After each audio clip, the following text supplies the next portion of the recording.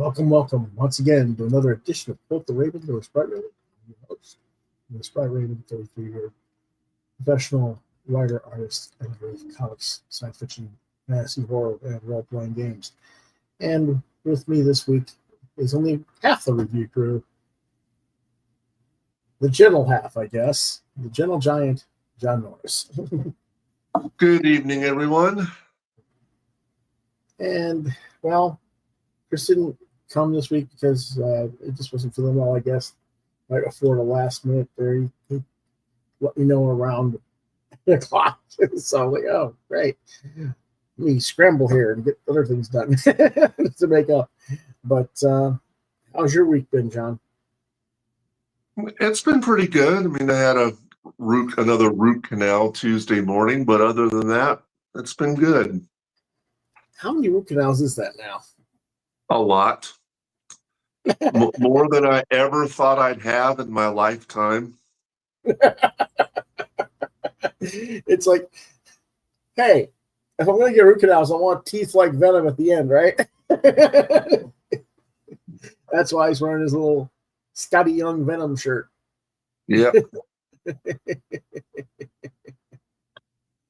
Yeah. Alrighty. That is Scotty Young, right? Yes, it is. Yeah, I thought so. All right. And of course, I'm wearing the Dracula Brides shirt because we'll be talking about that shortly. Alrighty. Let's go ahead and get on with the show.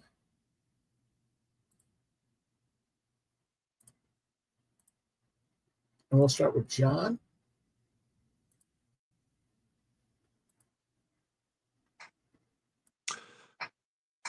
All right. Gargoyles, DEMONA. Let's see. Hold on, let me adjust my screen real quick. Keep in mind, John's trying to do this on his phone because his computer died. Yep. All right.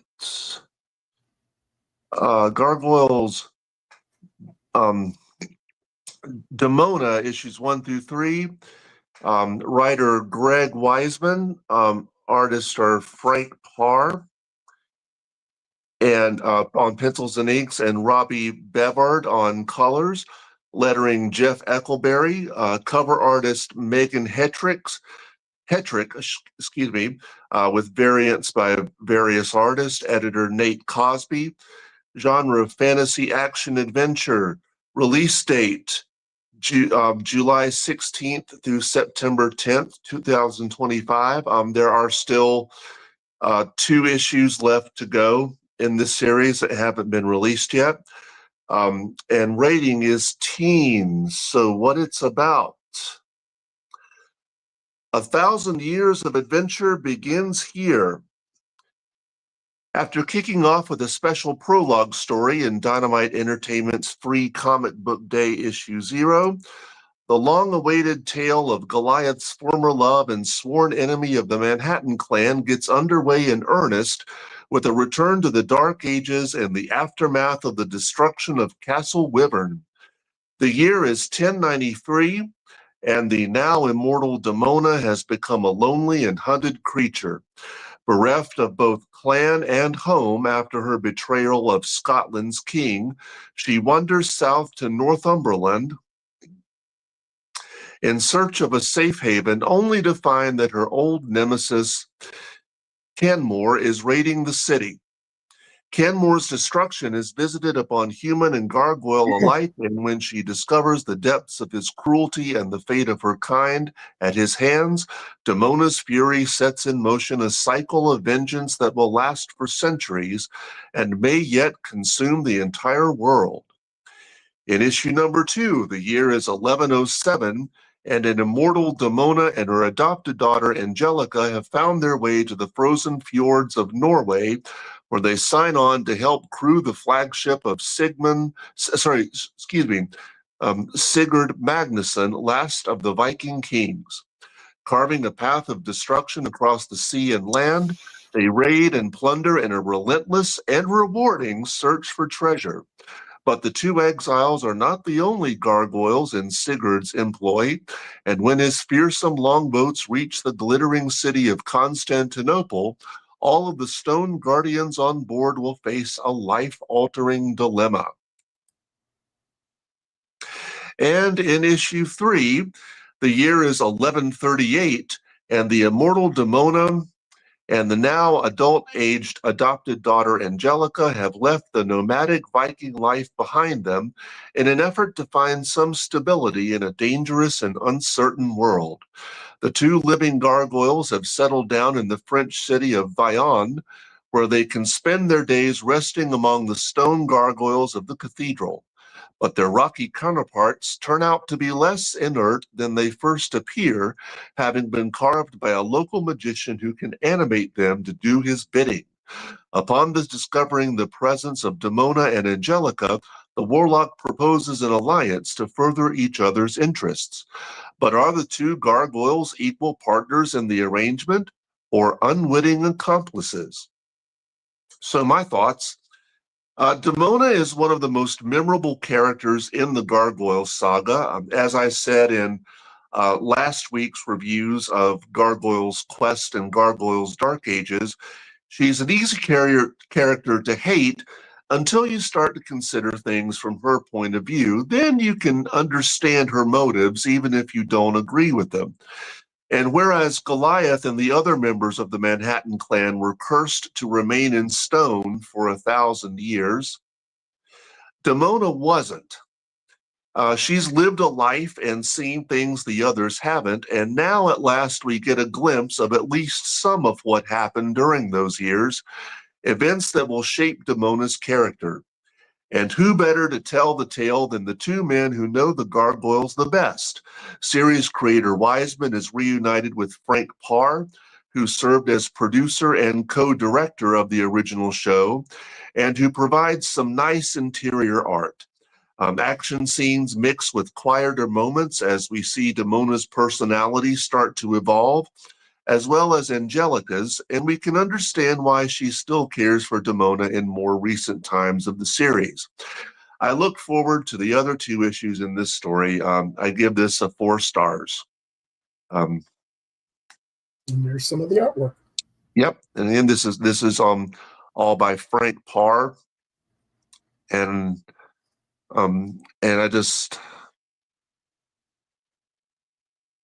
I just really like his work here. Yeah, it looks very solid. Good color palettes, good layers for stuff from Robbie Bedford, or Bavard. There we go. And just really good light and shadow play, contrasts in things. It's colored.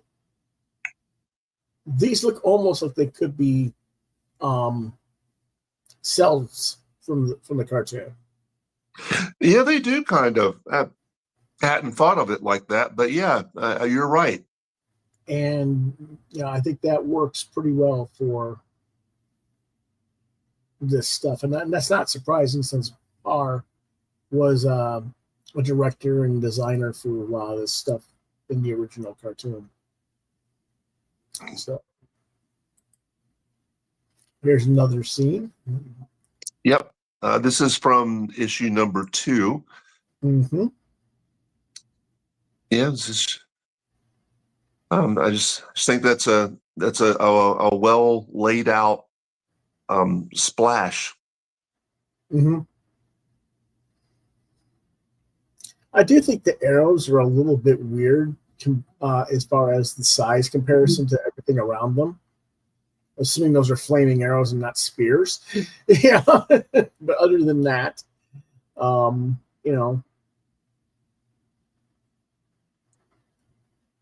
it's pretty good stuff.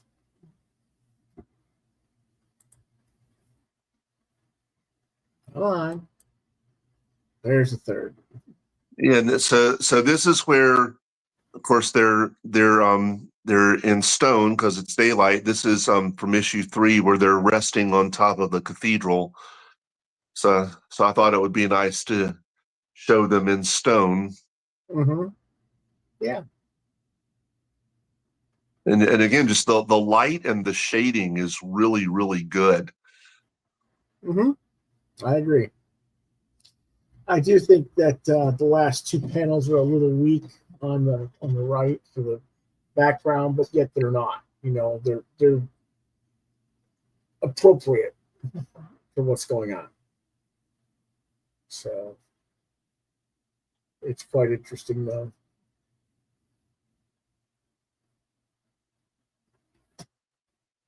How they managed to do all this layout for like the cityscape in this area, and then again over here, I was just like, all right, it's sort of it works, but it's you know it's interesting because this kind of building seems much more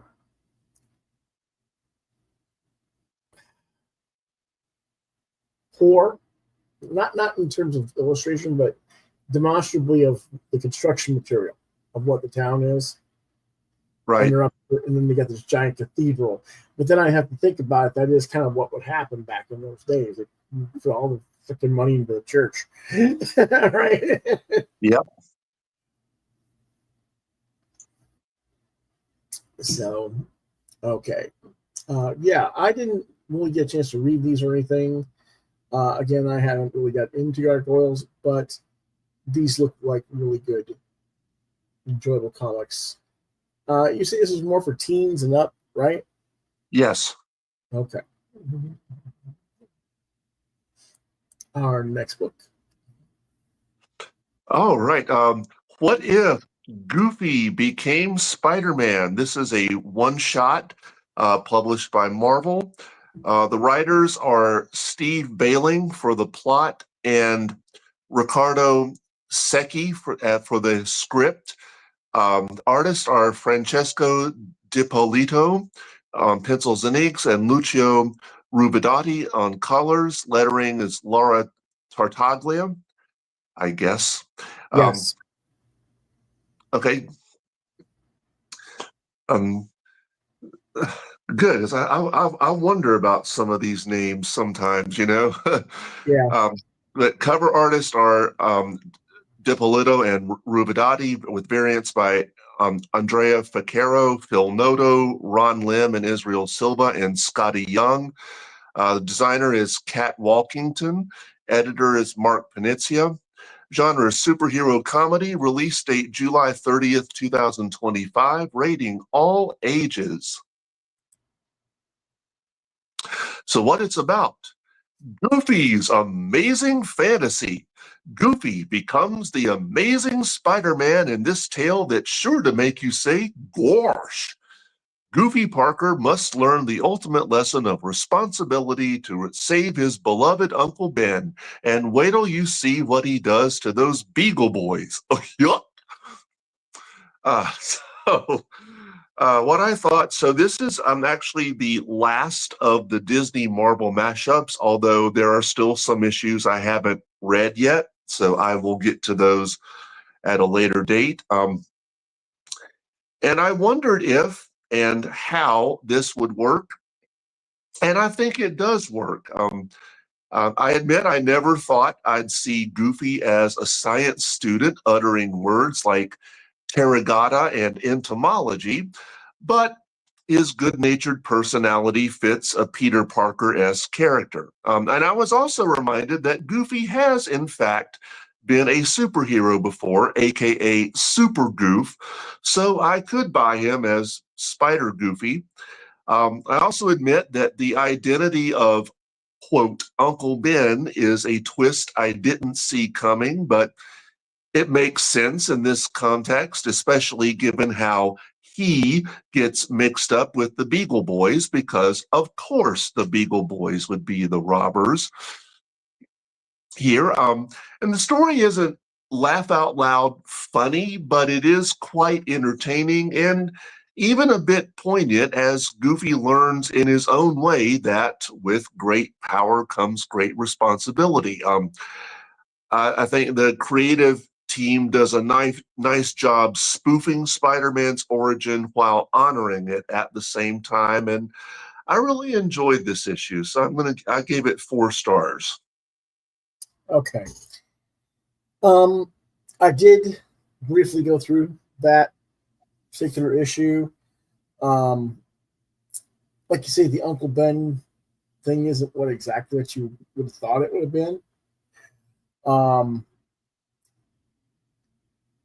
I didn't care for it myself, but I mean, it does work in context of what they did with the story. I just was like, really, that's your Uncle Ben?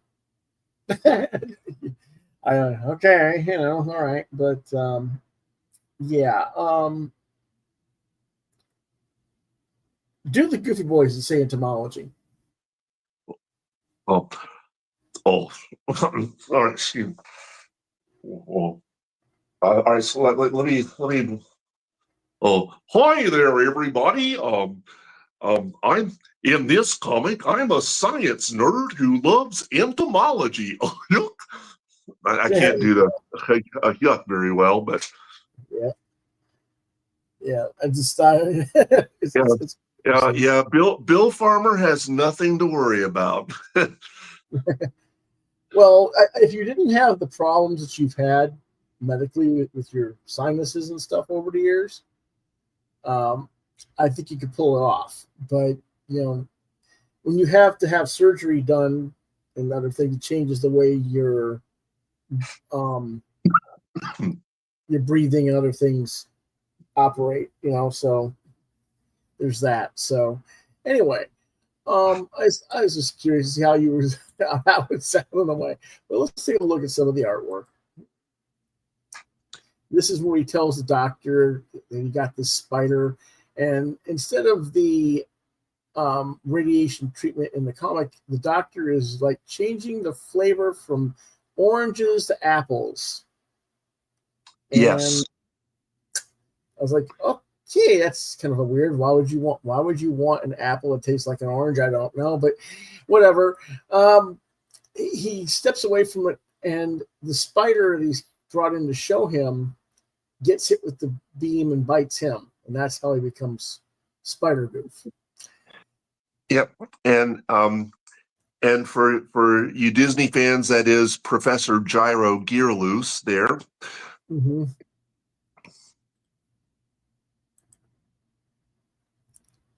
Now, I didn't really care for this face right here in the top right in the center. It just looked like he's an angry Goofy. You know what I mean? Like almost evil power Goofy, mad with power. You know, I was like, that wasn't the best expression, in my opinion. But the layouts are good. Yeah. You know, and it's quite interesting the way they decided to draw this character. I kind of wonder how that works sometimes, you know. But they did a decent job on it. So, whoops, I thought there was a new page. There wasn't. I didn't show the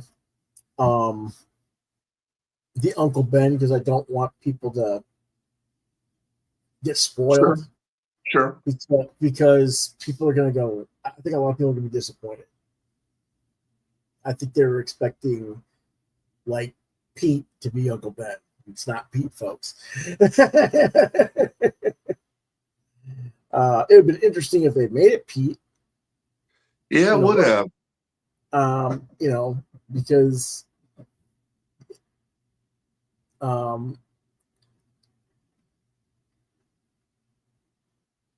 in a way, it would have made more sense since Pete and the Big Boys are kind of together at different times. Yeah, that's true. But I understand why they did what they did. I just it was just like the way they did it made it more kid friendly. No one got killed per se. Right. So we'll leave it at that. Okay. All right. Our next book will be EYRIE #4 from publisher Mike Hoffman or Von Hoffman Publications. Writers are Mike Hoffman and John Crowley. Artist Mike Hoffman. Covers and editor Mike Hoffman. Genre horror anthology comic. Didn't realize I doubled it there. Sorry about that. It was released October 8th, 2025 to the direct market. It has been available earlier in a print-on-demand format. He's just starting to get it back into the print-on-demand through Lunar distribution. Well, it's about the fourth fearsome issue of the magazine to make you scream, featuring more adventurously original tales to explore new territories in horror with masterful cover art and stories by Mark Hoffman.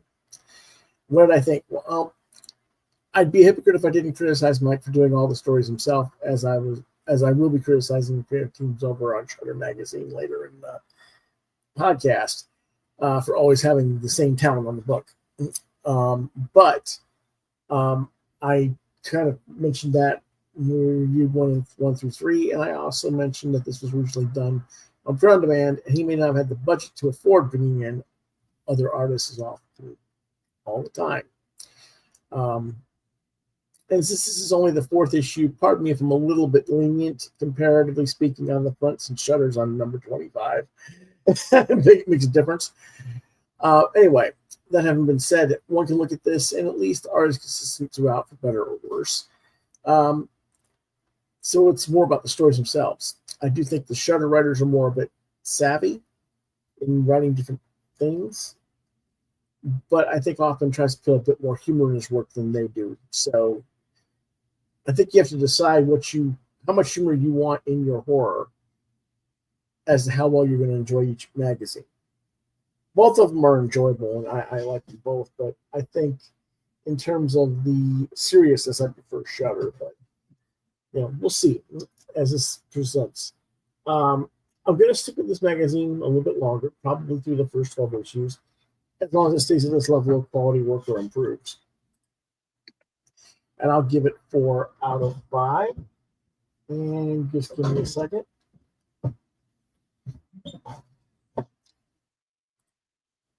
Here's the magazine.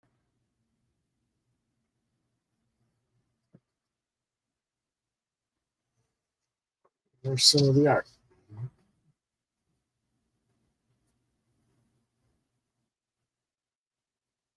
Okay. Now, John's somewhat familiar with Hoffman because he's been at our local comic shop before during signings and stuff. So he's sort of local. He's no longer in Columbia. He moved up to Greenville, I think. So, Okay. But yeah, overall, it's kind of a shame it's a little bit more expensive than the Shudder, but then the Shudder has more advertisements and other abilities to lower the price point. Okay. Our next book is Heavy Metal #3. Also known as the 323 Legacy book for $14.99 from Heavy Metal Media, LLC. Various writers and artists, various covers. This is cover A by Luis Royo, depicted, editor Frank Forte. Adult fantasy science fiction, released October 8th. What's about? Well, in this issue, we've got Inkling Bilal returning with another chapter of his acclaimed Bug Saga, where the boundaries of reality are twisted by a visionary mind. Primeval by Tim Vigil and David Quinn, the creators of Faust. They dive headlong into the darkest corners of fantasy where primal forces reign. We have Leah Moore, John Ruppy, and Anna Morozova continuing their run on Tarna, chronicling the legendary cosmic warrior and battles that shape worlds. We got Michael Conrad and Elias Kyriazis. That's what's pronounced. I didn't slaughter that too bad. Pick up the thread of Millstone, a series where myth and fate intertwine in unpredictable ways. We have Charlie and Velas Carla Pananides and Marco Bahia, continuing the saga of Ink, which is a gritty blend of open fantasy and crime drama, exploring legacy, vengeance, and supernatural forces as their themes. We have John Sinisi bringing back Gladiatrix for a fierce new installment. Female warrior battling in arena games. Frank Forte, the editor, delivers Zeke and Edsel, an offbeat genre-bending adventure of chaos and dark humor. For Chris, who wasn't here, it has the incomparable Jonathan Wayshak with a new story by him. And then we have Cold Dead War returns as Craig Wilson leads charge in the haunting tale of undead and the battlefield. Plus more. There's other stories and articles in the book as well. It makes for an unmissable issue of heavy metal as it unites the world's boldest creators and artists for spooky season. Now, I don't remember if I remember number 2. I can't find it anywhere, so maybe I didn't. But anyway, love the cover here by Royo. There was also a variant with Tarna by Savetta Shabina, which was really nice as well.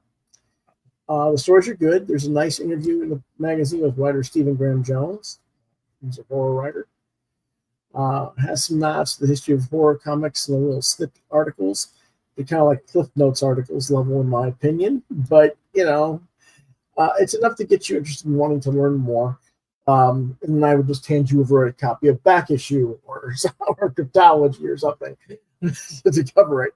But anyway, I would say the magazine's holding its own with the new leadership.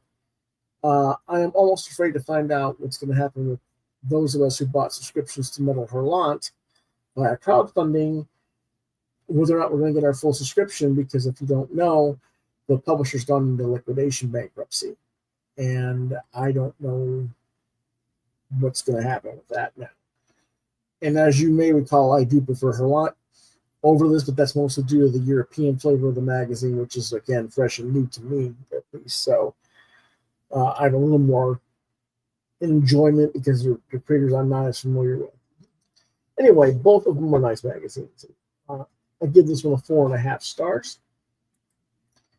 And before we get down to the next one, let me go ahead and get any metal out here. And there's that gorgeous cover by Australia.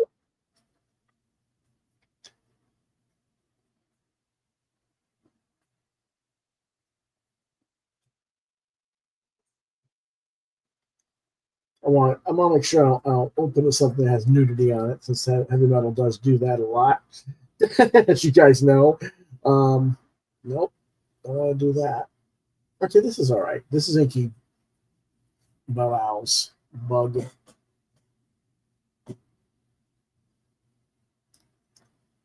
Pen and ink and colored pencils and pastels.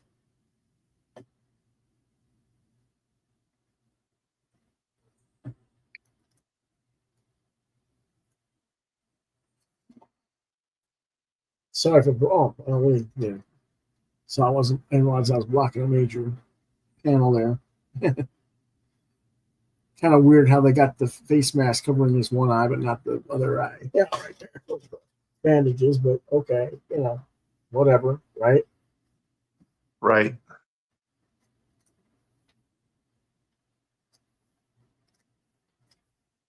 Like I said, I want to get past the Tarna, because even though it may not have some. Again, a good interview with Stephen Graham Jones.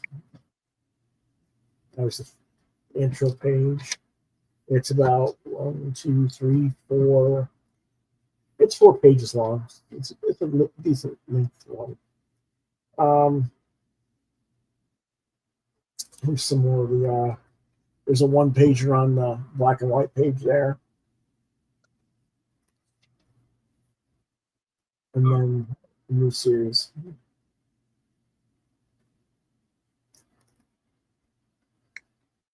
Just, got good quality stuff throughout.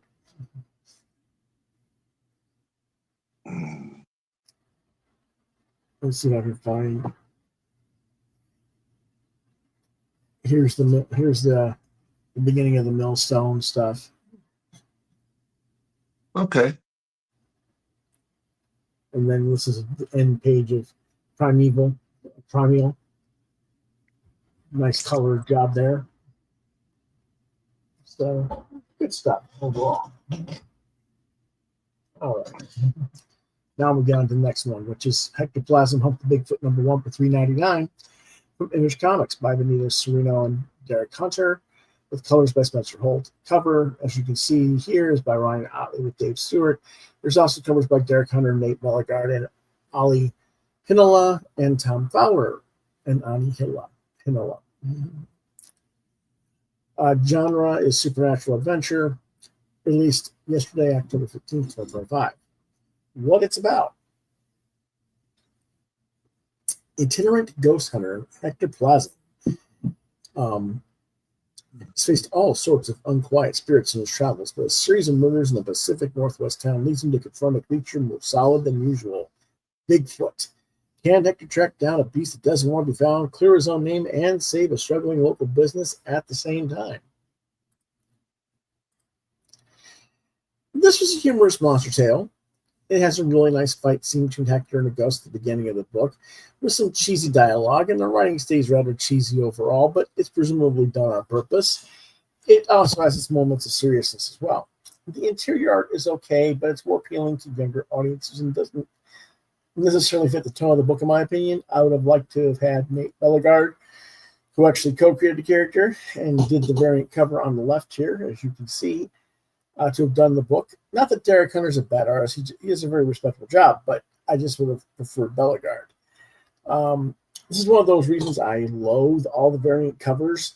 They seldom use the interior cover's art as their main cover, and then people go to buy the cool cover, and then they get disappointed about the interior artist's artwork.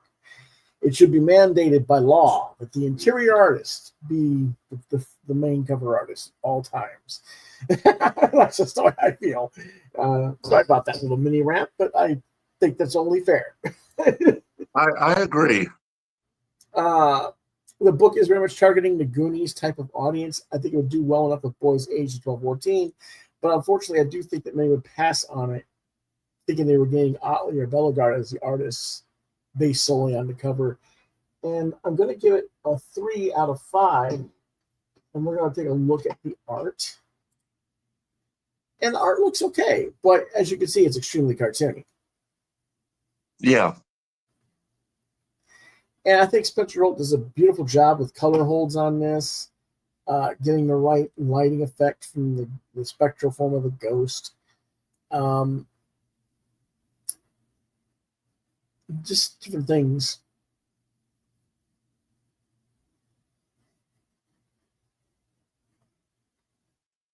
But it's just kind of there. You know, it's something that I would give to a 12 to 14-year-old, but I would like them to have seen this art to begin with and not see the other people's art, if you're going to market this as the main style for the book. That's just my opinion. What do you think, John? I agree with that. And I also agree. I do think Spencer Holt does a very nice job on the colors. Yeah. Let's take a little bit closer look to the book. Again, this is Ryan Otley's cover. Looks quite different. Yeah. So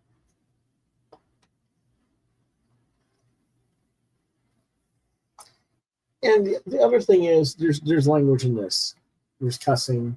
There's a couple of F-bombs and a few other things in here that I was like, well, if, you know, for this artwork that is more along the, you know,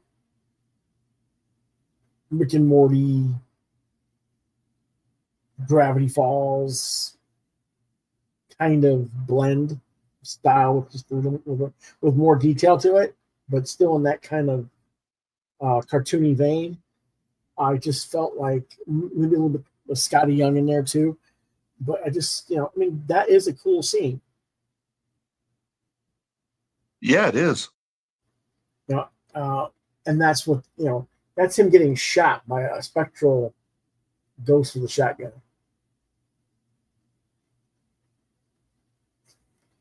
And he's like, hey, don't shoot me. That's not right. But he does something stupid then and releases a female witch, spirit of a female witch that will probably come back to bite him on the butt. But, little things like that. But the character is like,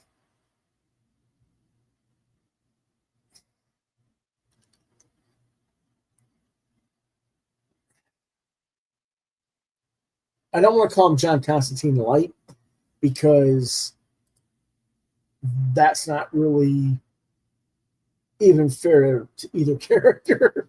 But it's like he wants to be John Constantine, but he's not that good type thing, I guess, So, it is what it is. But anyway, our next book is Save Now, #1. Bad Idea Publishing, $5.99.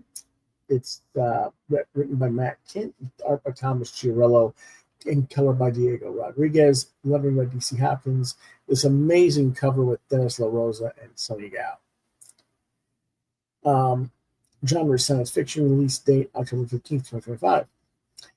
Armed with the extraordinary ability to save any moment in his life and then go back and relive his life from that point forward again, the world-famous superhero Saver can rewrite his past, altering his actions time and time again until he gets things right. But with great power also comes great pain. Personally being able to travel backwards, never forwards, he is burdened by having to spend his relived life in agonizing real time. In other words, if he travels back in time 6 days, he's got to relive all those days in full, aging all the while, even though he's already aged it. Does that make sense to you, John? Yes. Okay. I want to make sure you understood that concept. It's important. All right. After catching a glimpse at the impending apocalypse, Saber dedicates himself to averting the global catastrophe no matter the cost. But no matter how many times or how far back he goes, he can't find a way to steer the world clear of Armageddon. With no hope for the future, he decides to retreat to live in the past, reliving the best year of his life in an endless self-indulgent loop. But when he learns he's going to be a father, everything changes. He's no longer trying to save the world. He's fighting to save his daughter's future. What did I think? Well, this cover seems wasted in a way. I mean, I don't know about you, but I'm looking at Two-Face. I can see that. It's Two-Face wearing a disco-era necklace from the 1970s or 1980s. And it's an awesome image, mind you. I love the image, but I just can't get the association out of my head. And I'm like, this should have been done for Two-Face for a Batman comic. Anyway, unfortunately, the story has a major flaw in it, as far as I understand things, and that has to do with his power. If he can go back in time to the state point on an endless loop, but his body ages X amount of time every time he has to go back through the loop, so that when he goes back, he's over all that time every time, it's not going to be infinite because his body's going to die eventually from old age. Right. So it can't be an endless loop now, can it? That didn't quite make up to me. It's just a logic flaw, in my opinion. But will it matter? I don't know. We have to wait and see. I will hate this series if it turns out the only way to stop the apocalypse is that either he has to sacrifice himself to keep his daughter living, or he has to sacrifice the kid to stop apocalypse. And those are like the main two things that could happen. And I'm like, please don't go either of those two directions. Find me something else. Okay? I hope he has something alternative than that in mind. Thomas Chiarello is doing some excellent art and really carries the book, in my opinion. Again, this cover is what sold me, but I knew with Chiarello on it, interiors it was going to at least be well drawn. They promise an ending you will never see coming, one that defies belief. That's a tall order there, Matt Kent. Let's hope you can deliver. I don't think you can. I'm just being honest, but we'll see. I'm going to give it 4 out of 5 for the first issue, And let's hope that it gets better as we go. Let's see if I have the book right nearby here. I thought I did.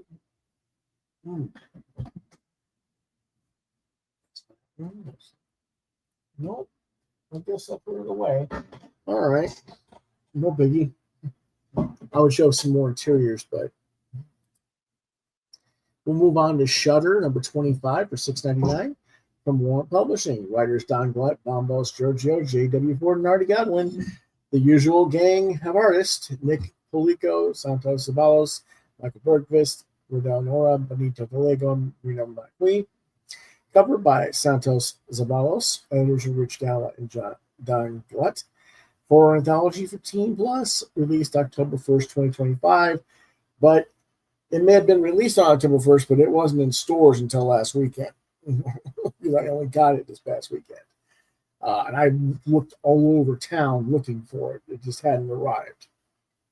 Anyway, it's another collection of 6 stories from the same usual gang of idiots that we're used to seeing on the book. And we've talked about these artists and these writers plenty as we've just talked about the series over the last few years. Stories are fine. I still enjoy the magazine, but I'm getting a bit burned out. Seeing the same creators all the time. They really do need to bring in some fresh blood after 25 issues. And again, that's not to say that this talent is bad. It's just you get simply too comfortable or familiarized with the work, and it gets boring when you see the same thing over and over. At least it does for me. This is going to be my last review for Shudder. I'm still going to buy it, but there's not much there's just not much to talk about. So unless they do something that really wows me, there's no reason to talk about it. I was going to review the 2026 annual, but then I found out when I opened it, was nothing but reprints from previous issues we've already talked about. So there was no reason to review it. And I had to ask, why aren't they getting Jeff Austin or Chris Kohler, also known as Relhawk, or Paul Abrams or Jeff Slemons or somebody to do some artwork, or hired, we just talked about Christopher Mills, who just passed away on Monday. And so obviously we can't get him, but they could have, I wish they hired him to do a story, or they could get a story from Ron Fortier, or our friend Bobby Nash, or Randy Zimmerman, or Jeff McQuarrie. There's people out there other than the same ones all the time. Maybe they don't have enough budget. I don't know. The stories are fine. I enjoyed the story Nobody's the Best of the Lot, and I'll show that in a minute. But all the stories are reasonably well done. I'm just getting to my point where I've had my fill and I'm ready to move on. I'm ready for a change of pace. That's about it. 4 out of 5. And joining us now is the Midnight Monster. Hey, Midnight. He wants attention. He wants to block the shirt. He wants to blend in with the black and say, I'm here. You don't need to look at the women and their boobs and their bloody mouths. You can look at me. Okay. Just a second. Here.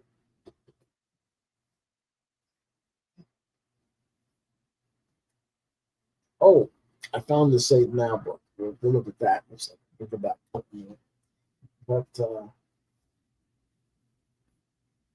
here's the Shudder 25. It looks all right. The cover was by Zabalos. Let me get to here's the Nobodies, or Nobodies, as they cut them all up into pieces and parts. And of course, the bad guy gets comeuppance because all the different body parts attack him. But there's no bodies. But yeah, it's the usual thing we get from them. So, okay, let's take a quick look again at Save Now. This again is that gorgeous cover. And like I said, I don't know, I can just see Two-Face with this. Yeah, it's just what I picture. But, you know, Girello's art is very sharp. There he is with his wife.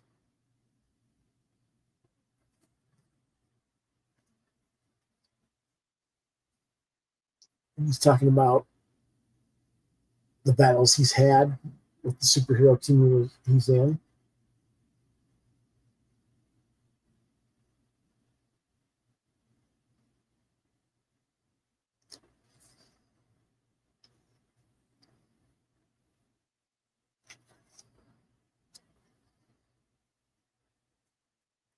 And then, you know, here's the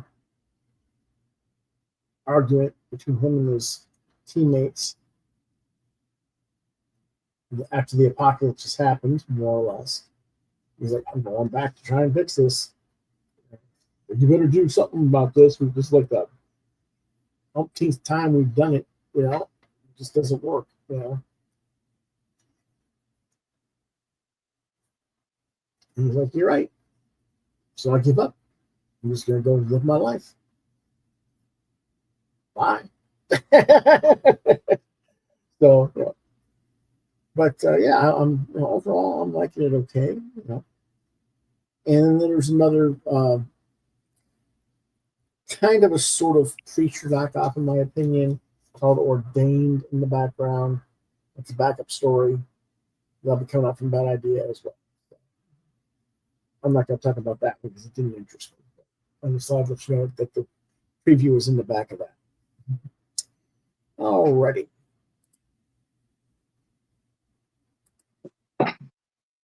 Okay, that was going on. And that's pretty much all our reviews for tonight, John. So tomorrow, All right. You really trying to mess us up, aren't you? What are we doing tomorrow? Well, we're going to be reviewing 2 movies back to back. And I picked them this week. That's what I said. It's all your fault. The double feature is House on Haunted Hill 1959 and 1999 editions. And we'll also be remembering the late Drew Struzan, who just passed away, the master artist known the world over for his movie poster work. And we'll talk about some of our favorite posters. John's are not going to be what you think. Well, they will be, because if you know John, you know what they are. But most people are going to think of other things. Why he picked them? Well, and understand, like Drew Struzan's body of work is such that, you know, trying to limit yourself to like 3 favorite posters is not easy, because the man never did a bad job as far as I'm concerned.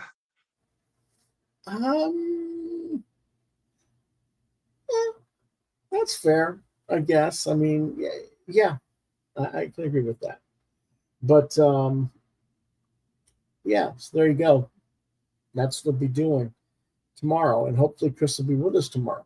So that'll be that. That'll be tomorrow night at 8 p.m.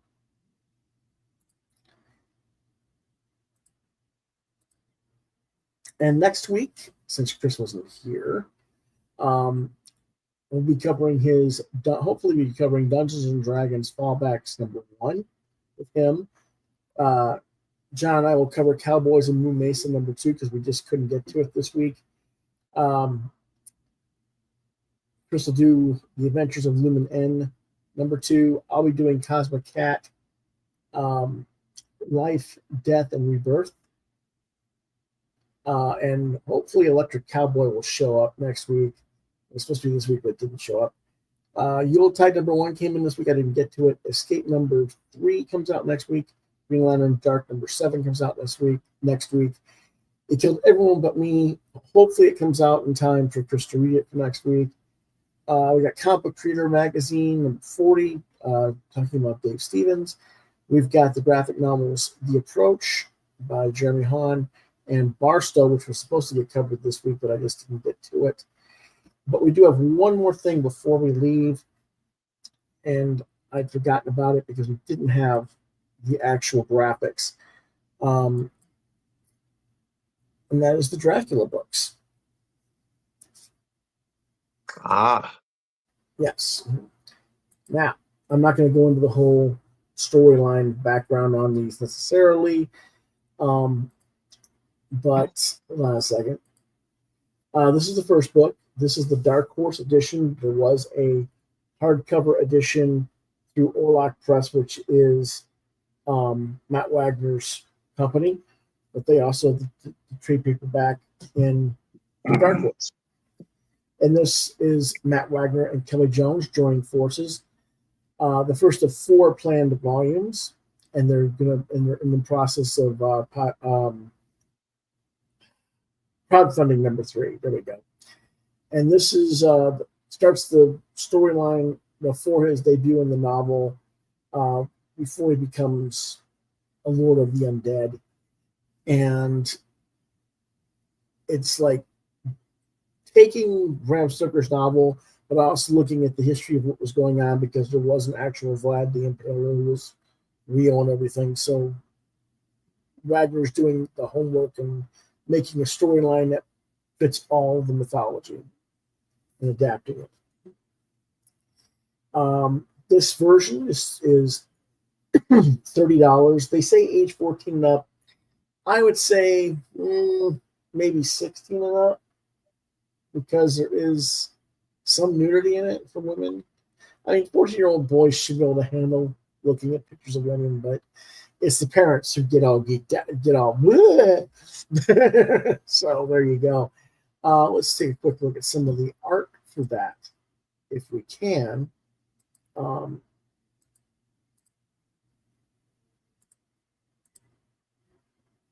Without looking at the actual book.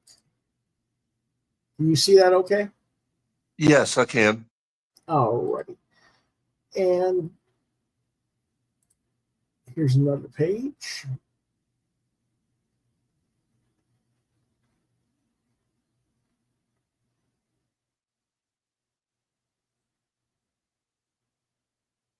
I think Kelly Jones just does amazing stuff with this.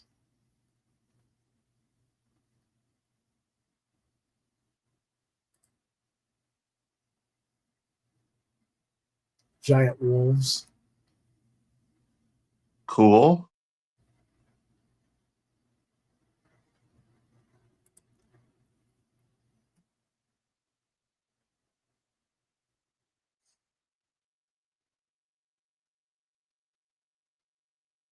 He has a weird way of doing the interior arm muscles on the at the bend of the elbow on the forearm, but they're consistent on both sides, so I can't, I really can't complain. It's just that it's really wonky in a way.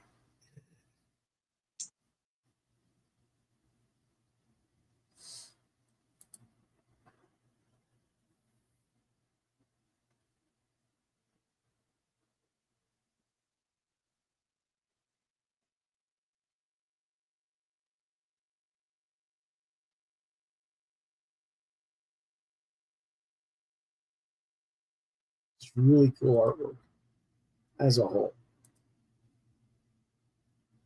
So again, loving the story. 5 stars for Impaler, book 1. And then we have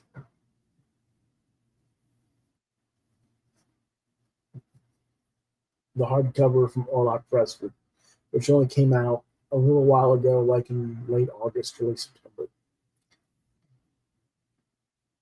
Let's see. Orlok Press with a Nosferatu head. Of course, this is Kelly Jones's version of the Wives. This is the second chapter of the Brides, and it tells the story of each one of the brides and how Dracula came and chose them meant to be his brides, which is something you never really got a taste of in the novelization by Bram Stoker, or most of the other films or anything, is there really was kind of like a background So Matt actually did some research and came up with backgrounds for them. And of course, this is Matt's cover version with all the verbiage. So there's that. But let me see if I can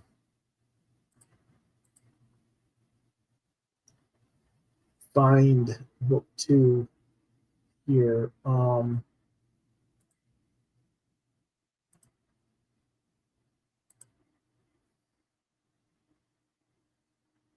Yeah, it really doesn't. They don't have the artwork sample on this one. Okay. Again, this is the sequel to book 1. It's 120 pages story. So I'll just go ahead and open it up to some cool stuff here. Again, you know, just into art by Kelly. There's wild. Just really well done. Use of blacks and stuff. And of course, you know, here's the first page, and I mean, just wow, you know. Oh, here we go. Oh, I didn't realize I did that. Oh, no, went the other direction. Hold on a second.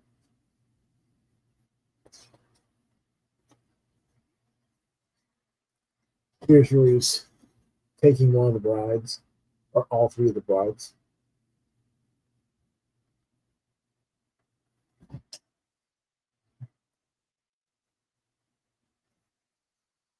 And then just the way he draws the trees. There's the oddball twisting shapes. And then there's Dracula in his bat form flying over the mountains and into the woods.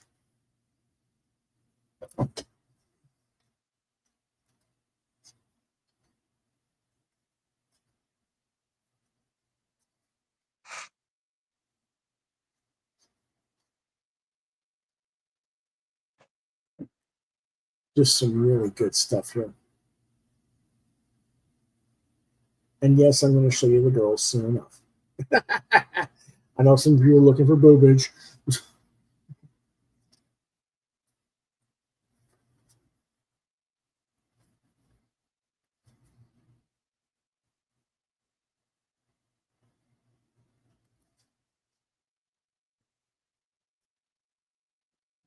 There you go.